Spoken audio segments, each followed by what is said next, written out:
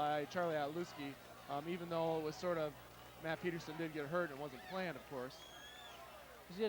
Turner's gonna give the ball off to looks like number 28 Ryan Widener. He's gonna fight and he's gonna get himself out to about the 39.5-yard line of Lansing Catholic.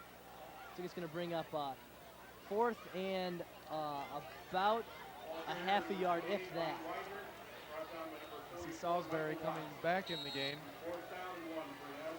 The Vikings are gonna go for it here on 4th down. Not a bad call by Coach Charles Otluski. You know, you're having a good success on offense right now. Wouldn't be surprised to see the ball give to Salisbury. Catholic Central's going to pack the box. All 11 men are here. So you're going to have a little motion before the play. Not sure who the penalty is going to be on here.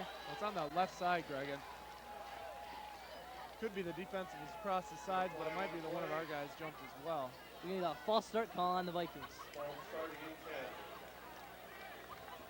That's the kind of call as a coach that you don't like to see when you had an opportunity to get that first down just within inches. And now you're going to be forced to punt the ball.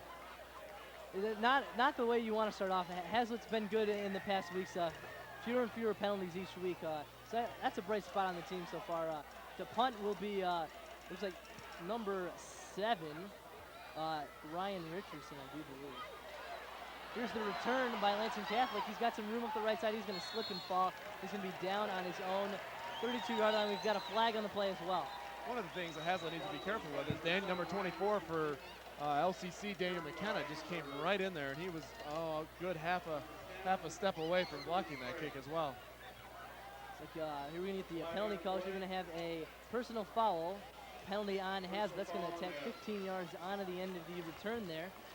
Possibly for a late hit, it looks like. Well, Greg, I hope this doesn't turn into, as you recall, being out at East Lansing.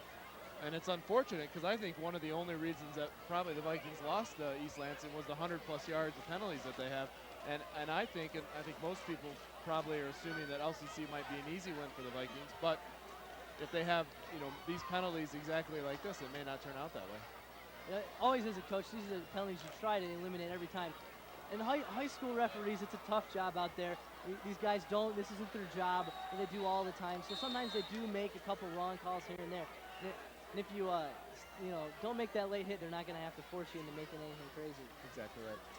Here's a passing play here by Lansing Catholic. It's going to be intercepted by Hazlitt, number 44 for the Vikings with the interception.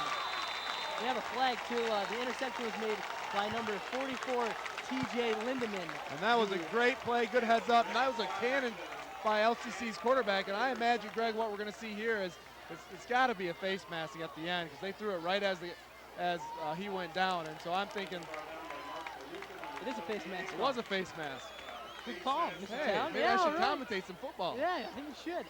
It's going to be only, though, a 5-yard, not a personal foul there. Incidental face masking on the Lansing Catholic Central Cougars.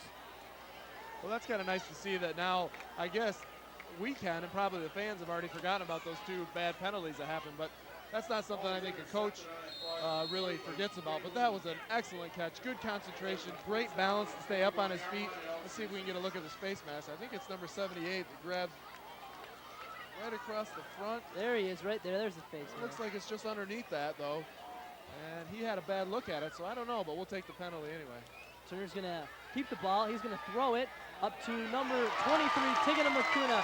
Makes the catch at the 20-yard line, and he falls down at about the 19th. I like that play. I think that's a great play, and I think one of the things that's good about this offense that Charlie Otluski runs is that, you don't expect that kind of pass, and when it happens, it's almost too late by the time you react to do anything about it. Turner, they're making a good play. It looked like it could have been possibly a run. The quarterback had a bit of an option there. He wanted to step back and pass the ball. Turner saw his lanes weren't there, stepped back, and threw the ball to 23 Makuna. Turner will go under center. All 3 of his running backs in the backfield.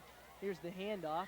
It's going to go to, looks like number 33, Jordan Salisbury, and he's going to take it all the way down inside the 10-yard line. One of the things that we don't talk a lot about, and also in college football and also pro football, is how well the offensive line does and how big a part that they play. And if you look at that play right there, there wasn't a white jersey that didn't have a body on him. And not to